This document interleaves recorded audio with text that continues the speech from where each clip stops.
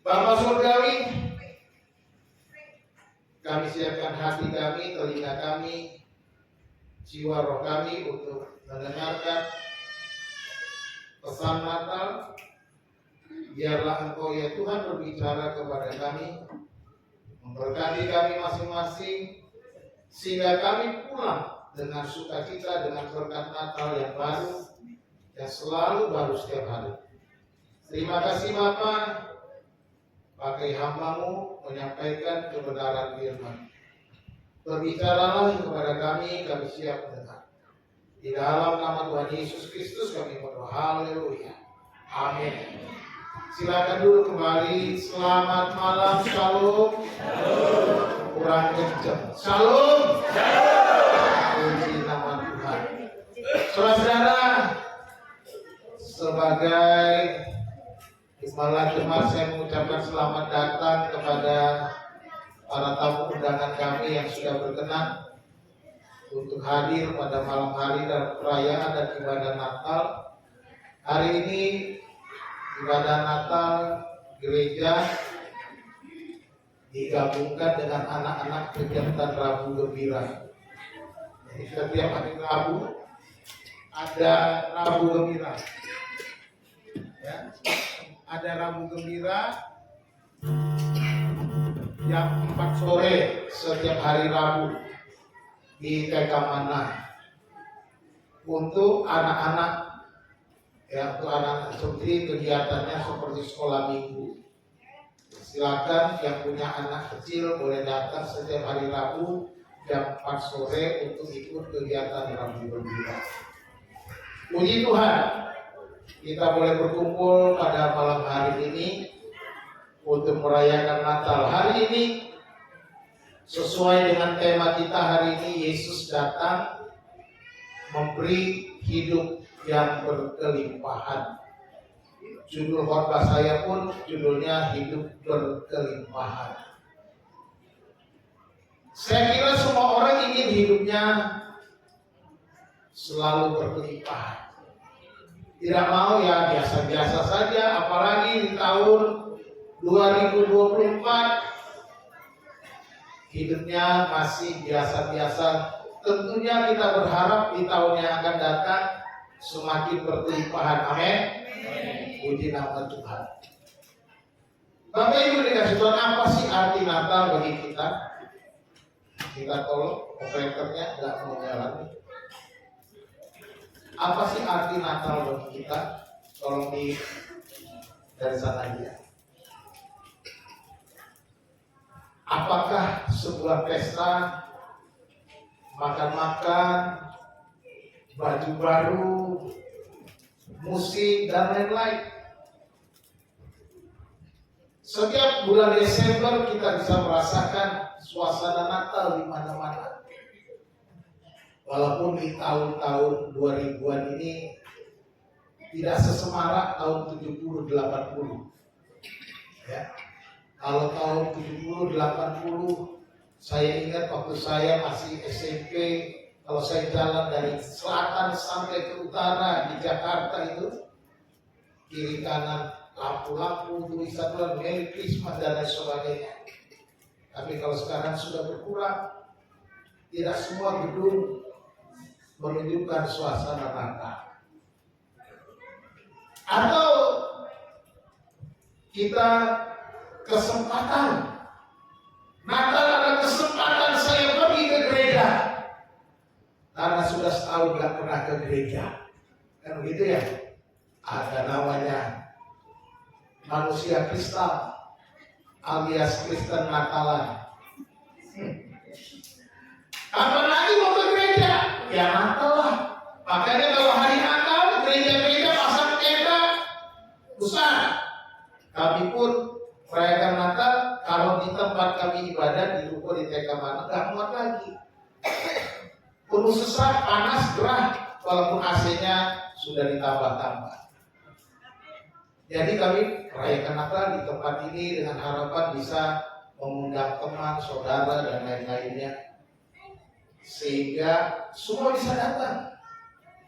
Ya saya nggak nyindir sih, nggak nyindir yang manusia kristalnya enggak. Tapi kalau tersindir ya puji Tuhan. Supaya tahun depan jangan jadi manusia kristal lagi ya, toh? Ya. Atau apa? Kita mungkin bertanya, apa sih arti Natal buat saya? Mengapa saya merayakan Natal? Kita membaca dalam Injil Yohanes pasal 10 ayat 10. Ini perkataan Tuhan Yesus. Pencuri datang hanya untuk mencuri dan membunuh dan membinasakan.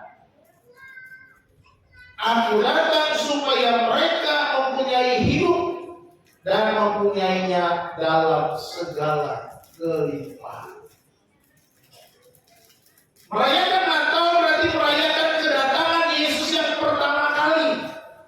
Merayakan kelahiran Yesus datang ke dunia ini, di mana dia katakan, aku datang supaya mereka mempunyai hidup. Artinya apa? Yesus tahu bahwa orang yang di dunia ini orang mati semuanya. Mati secara rohani. Yesus datang ke dunia yang didiami oleh orang-orang mati rohani. Itu sebabnya dia kata, aku datang supaya mereka mempunyai hidup dan mempunyainya dalam segala kelimpahan. Hidup berkelimpahan. Jadi supaya orang-orang mati secara rohani dihidupkan Yesus, kemudian hidupnya itu melimpah-limpah. Melimpah dengan apa? Melimpah dengan berkat, melimpah dengan sukacita, melimpah dengan kegembiraan, melimpah dengan berbagai kemurahan Tuhan. Itu yang Yesus janjikan. Jelas dikatakan pencuri. Pencuri dikatakan pencuri datang itu mencuri, membunuh, membinasakan. Manusia sudah dicuri oleh kuasa kegelapan di Taman Eden ketika Hawa tergoda. Rayuan gombal si ular yang ditumpangi oleh si iblis. Hawa, apa kabar? Cantik sekali kamu hari ini berdandan terus ya. Kira-kira gitu. Ini imajinasi aja. Si Hawa pun mulai telinganya naik karena dipuji-puji. Tahu nggak Hawa? Pasti Tuhan tak boleh makan di sini ya, buah-buahannya ya. Oh boleh, semua boleh kami makan. Tapi yang di tengah taman nggak boleh. Nanti kami mati. Nggak bener Hawa. Bukan begitu sebenarnya. Coba deh lihat-lihat baik-baik. Enak gak tuh buah? Iya. Perhatikan. Sebenarnya kalau kamu makan, nanti kamu gak akan mati. Hawa pun melihat dia kayaknya menggiurkan, lalu dia petik, dia makan, enak juga. Wah, ternyata Tuhan menyimpan rahasia melarang makan ini. Yang enak-enak kok dilarang. Seperti lagunya Roma Irama. Mengapa yang enak-enak semua pasti haram? Roma Irama itu. Yang enak-enak kok dirahasiakan Tuhan. Yang makan ya enak-enak. Hati sini deh. Atau manggilnya dam. Dia gak enak manggilnya kami manggil api aja. Tapi dia enak semuanya. Coba dia makan, aku gak cobain. Si Adam pun makan.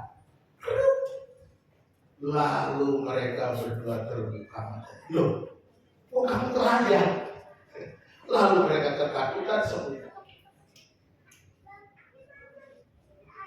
Saat mereka jatuh makan buah yang dilarang Tuhan itu, dia sudah dicuri oleh iblis, dicuri hatinya, dia sudah dibunuh, dia sudah dibinasakan, dia terpisah dari Tuhan. Ketika Tuhan datang dalam masuki Taman Eden, Adam mendengar langkah Tuhan. Adam pun ngumpet bersama Hawa yang sudah menutup tubuhnya dengan dedaunan. Dam, lu di mana Dam? Gak mau ngomong ngumpet. Adam, ini si Adam kemana sih? Apanya Tuhan gak tahu ya? Tuhan tahu. Lu ngumpet di mana? Tuhan tahu, tapi kita Tuhan mau supaya keterbukaan. Akhirnya Adam pun gak tahan di tempat persembunyiannya. Jadi saudaraku yang dikasih Tuhan, manusia Kristen, pasti saudara gak tahan sembunyi terus. Ya. Dicari-cari sama Tuhan, dipanggil sama Tuhan. Lalu dari persembunyian Adam, Tuhan, waktu aku dengar langkahmu, aku takut karena aku telanjang. Siapa yang kasih tahu kamu telanjang? Kamu makan buah yang kularang itu. Tuhan, dia nih yang ngasih aku nih, perempuan ini yang kau kasih buat aku jadi pasanganku. Dia yang ngasih aku, dia yang ngerayu aku.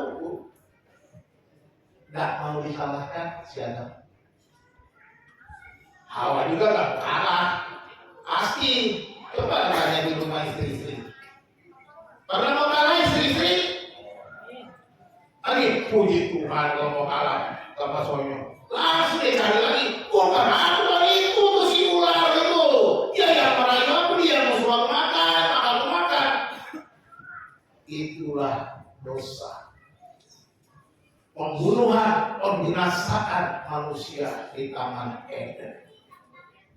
Sehingga manusia itu kehilangan kemuliaan Tuhan, sudah dicuri oleh iblis. Ya, mencuri sama dengan iblis. Ya. Next. Mencuri itu sama dengan iblis. Next. Yesus katakan apa? Dia memberi hidup berkelimpahan. Kalau kita baca ayat selanjutnya, dia berbicara tentang gembala yang baik. Bagaimana seorang gembala yang baik?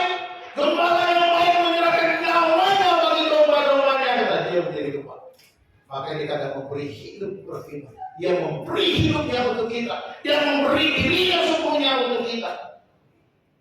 Dia datang ke dunia ini untuk saudara dan saya. Dia datang supaya apa? Memulihkan keadaan dunia ini, memulihkan hubungan kita dengan Tuhan.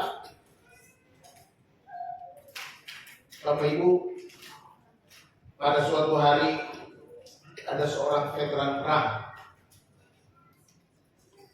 Seorang veteran perang, dia ingin bertemu dengan Presiden Lincoln. Tetapi dilarang. oleh pas pampres, oleh keamanan, dia tidak boleh masuk ke gedung putih. Dia akhirnya menunggu di luar, sedih, tertunduk, kecewa. Dan padahal ingin menyampaikan sesuatu kepada Presiden Lincoln. Pada waktu itu ketika dia sendirian merenung, sedih, ada seorang anak kecil datang. Anak kecil ini melihat tentara ini. Pak, sedang apa? Nak, saya mau ketemu presiden, tapi dilarang, gak boleh masuk. Oh ya? Mari Pak. Dia pegang tangan tentara itu, dia gandeng, dia bawa, dia jalan lewat pos penjagaan pertama. Tentara yang menjaga diam saja. Terus sampai naik ke ruang istana, semua yang jaga diam saja. Anak kecil itu bawa sampai masuk ke istana, semua yang jaga diam saja.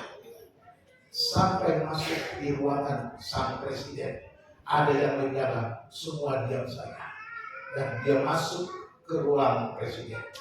Dia bilang, Dad, orang ini mau ketemu dengan kamu. Apa orang ini mau ketemu dengan kamu? Apa orang ini berjumpa dengan kamu? Demikianlah Yesus datang ke dunia ini. Dia mau datang, sudah menjemput saudara dan saya, memegang tangan kita dan berkata kepada Bapa saudaranya, Bapa, orang ini mau ketemu dengan engkau. Yesus datang supaya kita dibawa menghadap kepada Bapa. Yesus datang supaya kita bisa bertemu dengan Tuhan. Yohanes pasal 14 ayat 6. Kata Yesus kepadanya, aku jalan dan kebenaran dan hidup. Tidak ada seorang pun yang datang kepada Bapa kalau tidak melalui aku. Tidak ada seorang pun yang dapat datang kepada Sang Bapa itu kalau tidak melalui Yesus Kristus. Dialah sang anak presiden itu. Dialah sang anak raja itu. Dia yang membawa kita, menggandeng tangan kita. Dia yang membawa kita menghadap Sang Bapa. Tidak ada yang dapat menghalanginya. Tidak ada satu pun yang akan menolak kita ketika kita ada dalam genggaman Tuhan. Katakan amin. Yesus membawa kita bertemu dengan Bapa. Yesus membawa kita mengenal Bapa supaya kita punya hidup, dan hidup itu berkelimpahan. Amin. Karena Yesuslah maka kita bisa berjumpa dengan Bapa. Tanpa Dia tidak ada seorang pun yang datang kepada Bapa. Tanpa Yesus tidak ada seorang pun yang dapat datang kepada Sang Bapa itu. Haleluya. Sesuatu yang luar biasa. Hanya Yesus yang mengerjakannya. Kita patut bersyukur. Dia datang supaya kita punya hidup berkelimpahan. Dia menggandeng tangan kita. Dia membawa kita ke hadapan Bapa. Dan dia berkata, Bapa, Dia mau bertemu dengan kita.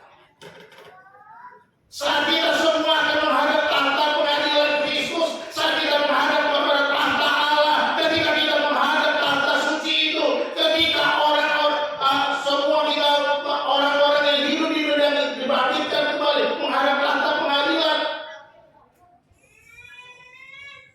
si iblis sang pendakwa itu bilang apa? Tuhan, ini gak bisa masuk surga.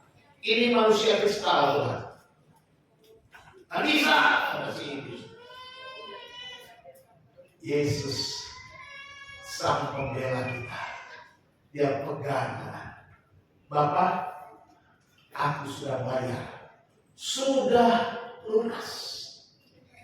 Dia memang beban. Dia memang bandel. Dia memang manusia kristal. Tapi aku sudah membayar dosanya. Dia layak untuk dapat masuk dalam kerajaan. Bapa nggak berubah. Kasih Bapa tidak pernah berubah. Yang selalu berubah-ubah itu kita, manusia yang suka berubah-ubah. Tapi Bapa kita tidak pernah berubah. Amin. Saya selalu ingat kisah anak yang hilang itu. Saya sangat diberkati dengan kisah anak yang hilang. Anak bungsu itu pergi dengan hartanya, dengan warisannya, dan menghabiskannya berfoya-foya sesuka hatinya, main judi, judo, main perempuan, pesta pora, dan segala macam kepuasan dunia. Dia lakukan, habiskan semua hartanya. Bagiannya sudah nggak ada lagi. Dia pergi dengan sombongnya. Sebagai orang yang kaya raya, punya banyak harta. Dia pergi dengan gagah perkasa. Dia pergi dengan jubah yang terbaik. Dia pergi dengan kepala mendongak dan merasa aku punya segala-galanya. Dan semua orang mendekat karena dia punya uang. Tetapi ketika hartanya habis, semua orang mulai pergi. Satu persatu meninggalkan dia. Tidak ada seorang pun yang ingat pada dia lagi. Dan akhirnya dia jatuh, melarat, mau makan susah. Ya. Akhirnya dia kerja menjaga babi. Menjaga babi pun dia tidak dapat makan dengan enak. Bahkan ketika dia mencoba makan makanan babi saja dilarang. Anak ini bilang, di rumah bapakku hamba-hambanya semua enak-enak bisa makan. Aku mendingan kerja sama bapak. Aku akan bilang, Bapak, aku telah berdosa terhadap surga dan terhadap Bapak. Aku mau, ya aku tidak layak lagi disebut anak Bapak. Aku mau jadi hamba. Dia mau pulang untuk kerja di rumah bapaknya, jadi budak saja tidak apa-apa. Yang penting perutku bisa diisi. Tapi apa yang terjadi? Kita semua sudah tahu. Dalam perjalanan pulang, jubah yang indah itu sudah jadi jubah yang cuma samping kotor, bau karena habis makan dengan babi, tinggal dengan babi, bau. Nggak percaya? Coba tanya dengan pusat piara babi. Bau kalau tinggal sama babi, makan babi uang, ya kan? Tapi dari jauh, anaknya masih jauh.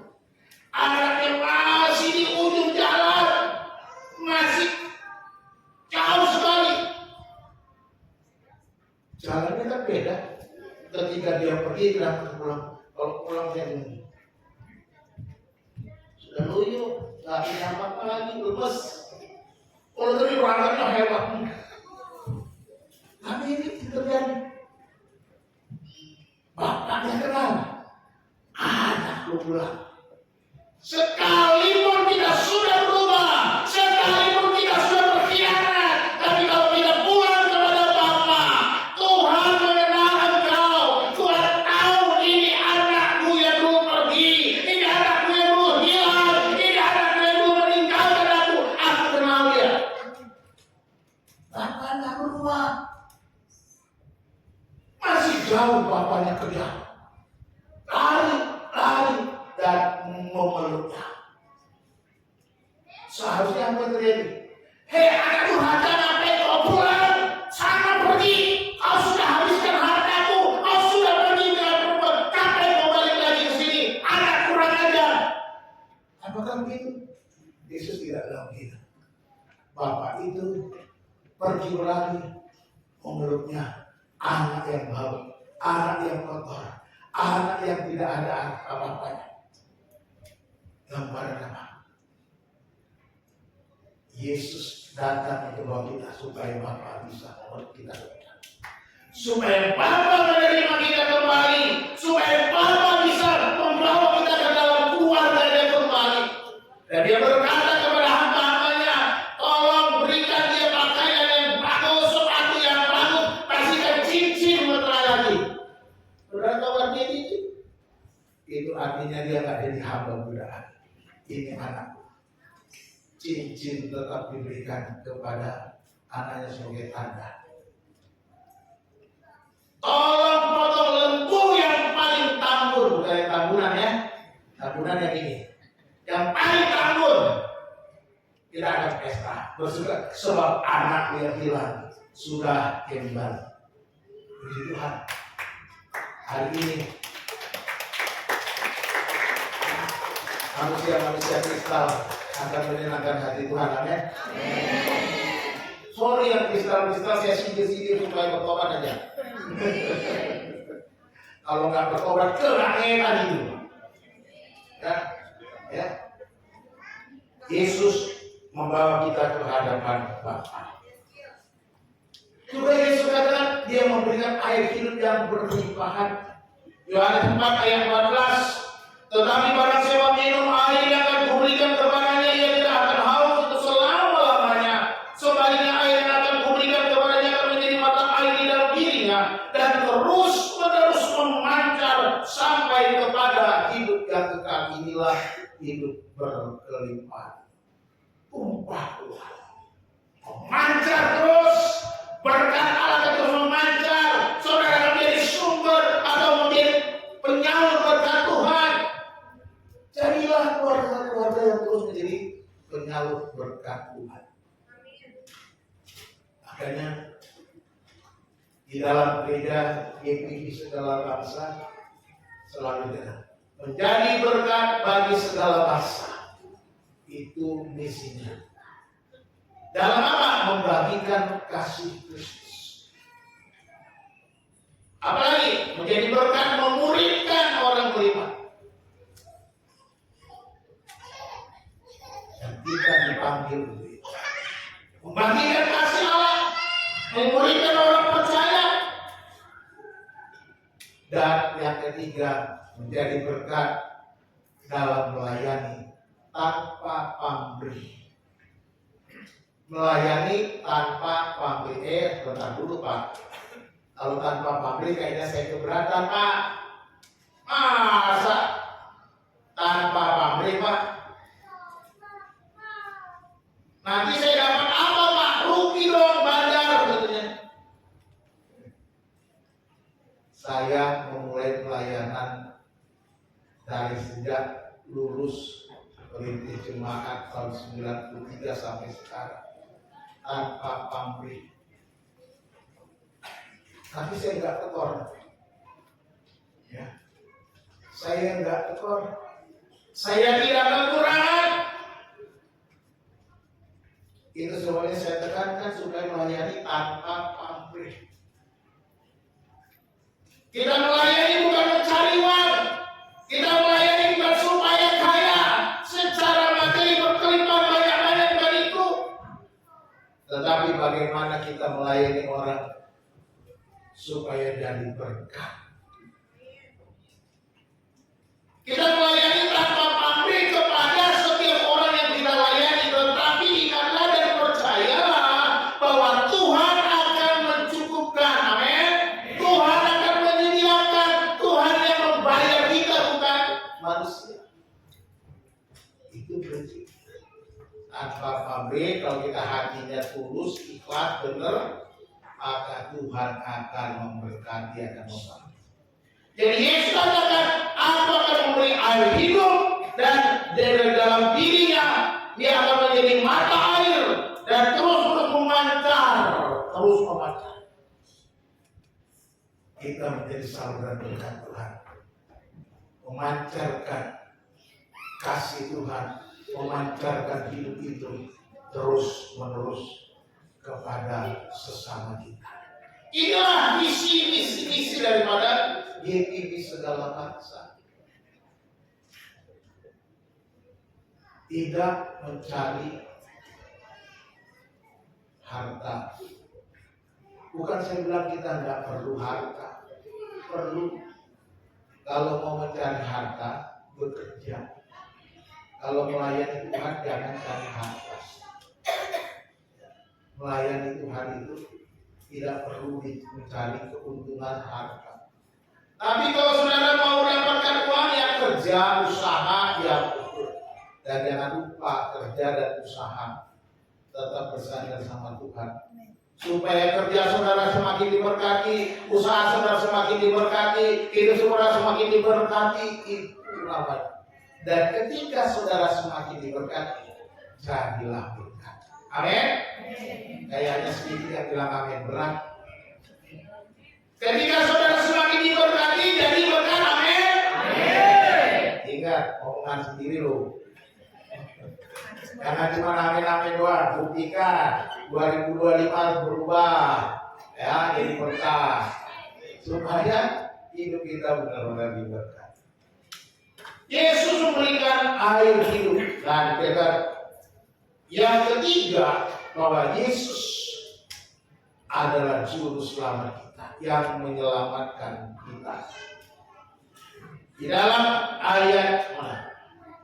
Kisah Rasul pasal 4 ayat 12 dikatakan, dan keselamatan tidak ada di dalam siapapun juga selain di dalam Dia, sebab di bawah kolong langit ini tidak ada nama lain yang diberikan kepada manusia yang olehnya kita dapat diselamatkan. Inilah kedatangan Yesus, inilah Natal itu, supaya semua orang di bawah kolong langit ini diselamatkan oleh nama Yesus. Amin. Di bawah kolong langit ini tidak ada. Mau cari di mana? Nggak ada, nggak ketemu yang bisa memberikan keselamatan kepada manusia selain nama Yesus. Hanya nama Yesus. Amin. Hanya nama Yesus.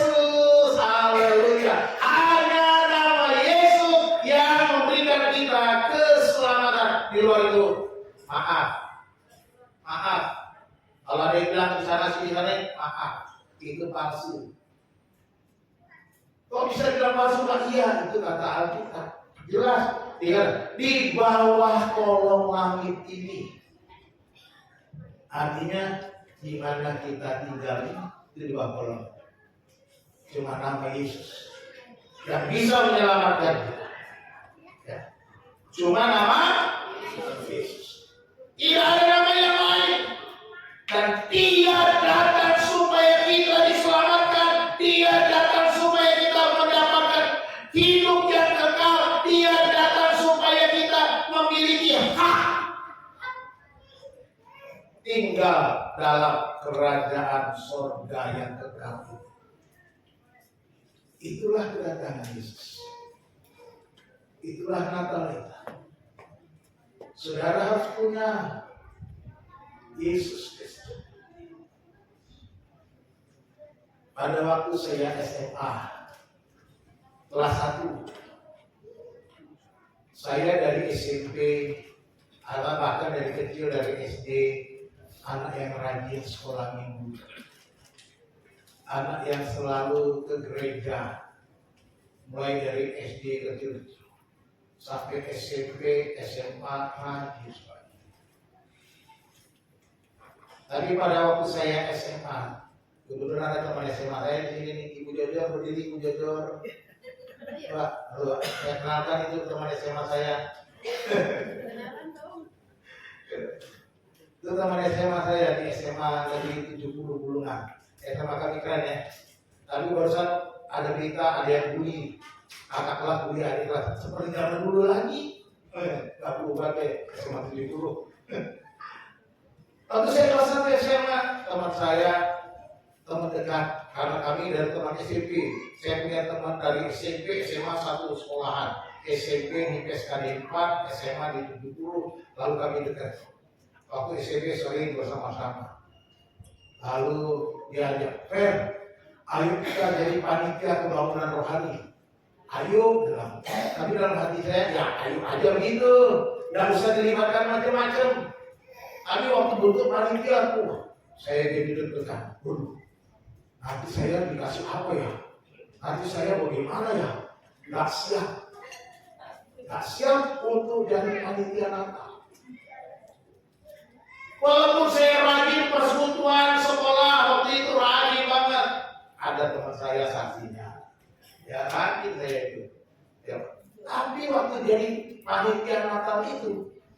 Akhirnya saya ketakutan sendiri.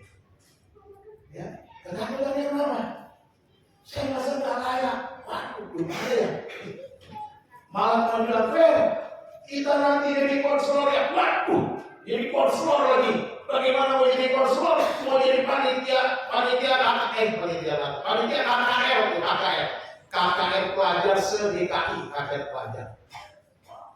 Dia belajar dulu, saya takut. Akhirnya setiap kali rapat panitia saya kumpul, saya nggak datang. Sampai menjelang hari H. Teman saya ini membandel benar, dipakai Tuhan untuk buat saya bertobat.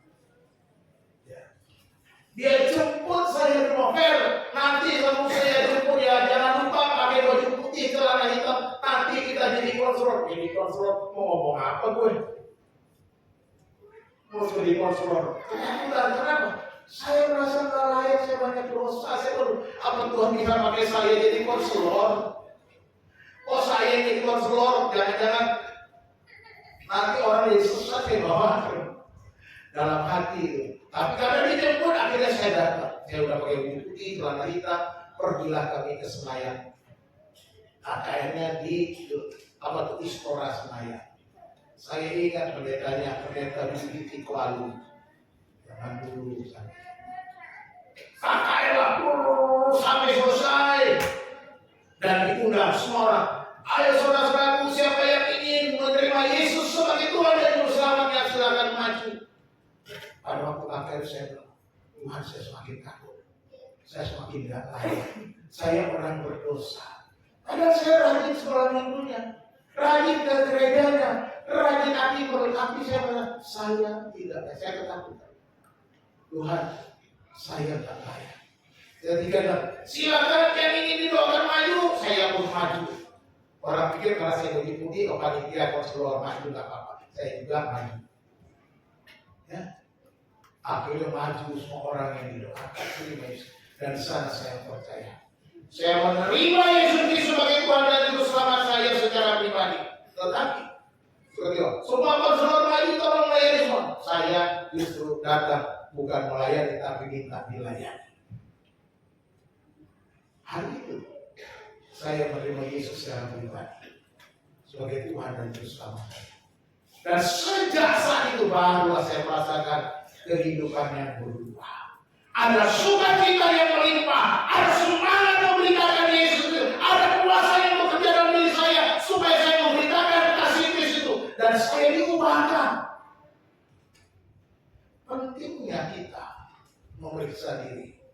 Apakah Yesus sudah tinggal dalam hati? Apakah Yesus sudah mengubah hidupku? Atau kita hanya ikut-ikutan? Atau kita hanya beragama? Atau kita hanya dari keluarga Kristen yang sudah beranak sejak lahir, sejak dalam kandungan? Jangan ngomong soal Yesus. Aku sejak dalam kandungan dari mama aku ke gereja. Apa begitu aku? Aku begitu. Tapi waktu saya aku sadar. Hanya Yesus yang bisa mengampunnya. Hanya Yesus yang menyelamatkan aku. Hanya Yesus saja yang mengampuni dosa-dosaku. Semua orang tak tahu dosa apa yang saya buat. Ya, ketika saya aktif ke gereja, sekolah minggu, pelayanan, aktif di persekutuan, sekolah siswa, adakah yang saya bikin dosa? Hanya saya dan Tuhan yang tahu. Dan dosa itu terus mengancam saya. Disitulah saya percaya Yesus. Dosa saya diampuni. Ada kelepasan, ada kelegaan, ada sukacita, ada kemenangan. Dan sejak saat itu, saya semakin berapi-api di dalam persekutuan siswa. Wah, saya orang yang paling rajin membawa Alkitab dari perpustakaan saya bawa Alkitab pergi persekutuan supaya kami kembali lagi ke perpustakaan sekolah. Saya orang yang paling rajin nongkrong di perpustakaan sampai yang menjaga perpustakaan sudah kenal saya. Fer, kalau nggak pakai ini Alkitabnya udah tahu. Bahkan kalau ada kesempatan Pak Firman bilang, kalau bisa buat apa renungan saya? Masih SMA sudah korban. Bahkan ketika ada teman saya meninggal, kami pergi melayat teman saya bilang, Her, kamu yang berubah. Siap. Kenapa? Karena saya sudah tiba. Tapi kalau sebelum saya bertobat jangan bawa firman, disuruh melayani orang mau mengajar bagi ibu susah banget. Tapi ketika saya percaya Yesus, saya bisa memberitakan firman Tuhan, saya bisa menyampaikan kebenaran, saya bisa berbicara. Nama Yesus itu nama yang berkuasa, nama di atas segala nama, nama yang menguatkan saya, nama yang memberikan kemenangan kepada saya, dan nama itu juga akan memberikan kemenangan kepada saudara semua. Katakan amin. Dia yang akan memberikan kita kemenangan. Yesus menyelamatkan kita. Selanjutnya Yesus, next kita lihat terus. Apakah yang harus kita buat? Yang pertama, bukalah hati kita bagi kehadiran Yesus dalam hidup kita. Ya. Saya nggak tahu dosa saudara, kesalahan saudara. Hanya saudara yang tahu di hadapan Tuhan. Saya nggak bisa tahu apa yang saudara lakukan setiap hari. Hanya Yesus yang tahu. Tapi ketika saudara datang, dia mau memeluk kamu, dia mau mencium kamu, dia mau mengganti jubahmu yang lusuh, yang kotor itu dengan jubah yang baru. Dia mau memberi cincin kepadamu sebagai tanda anaknya. Jadi Yesus, seperti yang saya sudah lakukan waktu saya SMK. Pak, saya sudah tua apa ini? Kalau memang belum, hari ini waktunya. Saat inilah waktunya untuk kita menerima Yesus tinggal di dalam hati kita. Bukan hanya jadi bahan serot ketika kita susah, kita jadi bahan, oh Tuhan, tolong saya Tuhan. Tapi kita tidak tahu, tidak mengenal Dia dengan baik. Buka hati untuk Yesus lahir di dalam hidup kita. Yang kedua, percayalah bahwa Allah Bapa akan memelihara. Percayalah bahwa Bapa kita adalah Bapa pemelihara. Katakan amin. Tuhan adalah gembalaku. Amin. Takkan kekurangan aku. Amin. Haleluya. Dia membaringkan aku. Di mana? Nyanyikan sama-sama. Di padang yang berumput hijau, Dia membimbingku ke air yang tenang. Dia menyegarkan jiwaku. Dia mengurapi aku dengan minyak.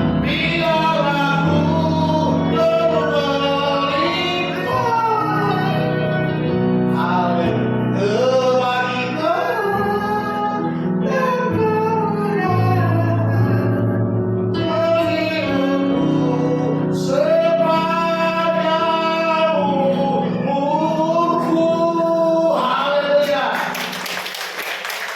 Dia memelihara kita, gembala kita yang baik. Dia menggendong kita, Dia memberikan apa yang kita perlukan, Dia memelihara kita. Amin. Yang ketiga, waspadalah terhadap tipu muslihat iblis yang menawarkan kehidupan palsu.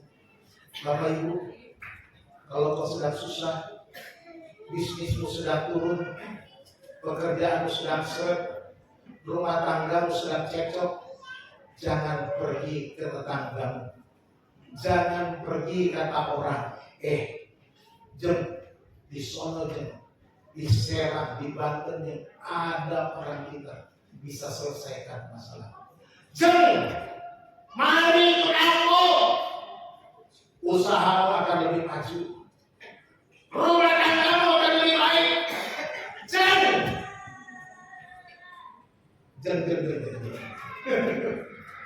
Janganlah itu tipu muslihat iblis. apapun tawarannya. Pak, kan perlu pengasihan. Bertobat. Yesus cukup. Yesus cukup untuk pengasihan. Tidak diperlukan yang lain. Katakan amin. Jangan cari yang lain. Itu tipu muslihat iblis.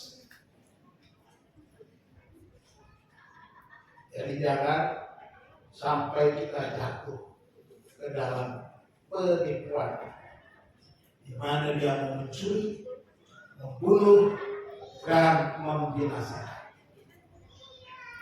Jadi apa yang harus kita buat? Yang keempat, datanglah kepada Bapa setiap hari di setiap musim hidup. Musim hidup kita mungkin berubah-ubah, tapi Bapa kita tidak pernah berubah. Amin.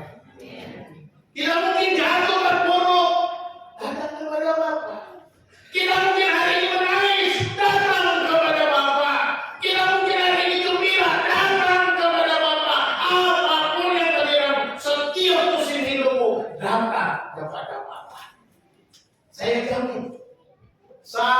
jamin saudara tidak akan kecewa. Kenapa saya jamin? Saya sudah buktikan. Ya. Saya sudah membuktikannya. Saya tak pernah kecewa. Dan saya yakin juga, kalau saudara datang kepada Bapa, saudara tidak akan kecewa. Mari kita datang, apapun keadaan kita, apapun masalah kita, apapun yang kita hadapi. Kita mau datang kepada Bapa dan Dia datang. Dengan Yesus datang supaya kita hidup dan hidup itu berlimpah. Amin. Mari kita bersatu dalam doa. Kami bersyukur ya Bapa, berterima kasih ya Tuhan, oleh karena Yesus yang datang ke dunia ini 2000 tahun yang lalu, sehingga kami mempunyai hidup dan hidup itu berkelimpahan. Kami bersyukur ya Tuhan, oleh karena Yesus kami boleh dapat datang kepadamu ya Bapa setiap waktu.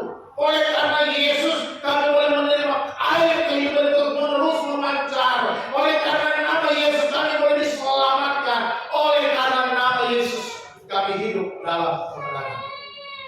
Bapa yang baik, biarlah Natal hari ini membawa sukacita, berkat melimpah bagi kami dan memberikan kehidupan yang baru yang berlimpahan bagi kami memasuki tahun 2025 yang akan datang. Biarlah Engkau memakai kami Tuhan, tidak hanya hari ini, tapi seterusnya, tiap-tiap hari, tiap-tiap detik, tiap-tiap waktu, kami boleh menjadi saluran berkat ya Tuhan, dan kami percaya berkat-Mu sudah mengalir dalam hidup kami. Kami mau pegang janji-Mu, kami mau pegang firman-Mu. Bapa, biarlah Engkau mengingatkan kami. Roh Kudus, biarlah Engkau terus berbicara kepada kami setiap kehidupan kami. Hamba-Mu berhenti berbicara dan biarlah Engkau terus berbicara kepada kami. Terima kasih Tuhan. Kami mengucap syukur. Terima kasih. Terima kasih Tuhan. Terima kasih. Di dalam nama Tuhan Yesus kami berdoa dan bersyukur. Haleluya. Amin. Saya serahkan kembali yang bertugas.